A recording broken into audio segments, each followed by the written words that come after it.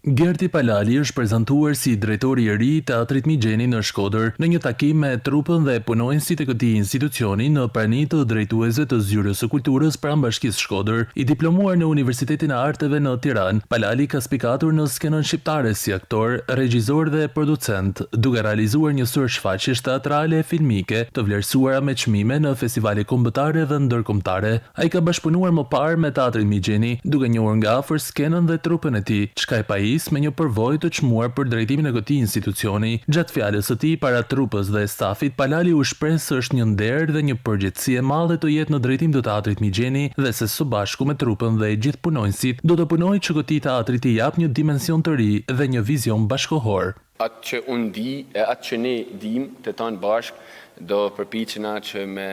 ndërtu një teatr shumë më të mirë në tana dimensionit, në dimensionin e rritjes së premierave, në dimensionin e krijimit të gjanave të reja, në dimensionin e binjakëzimit me teatrët e tjera, me pru regjisor të mirë shqiptar edhe ndërkombëtar, në tana dimensionet të tanë bashkë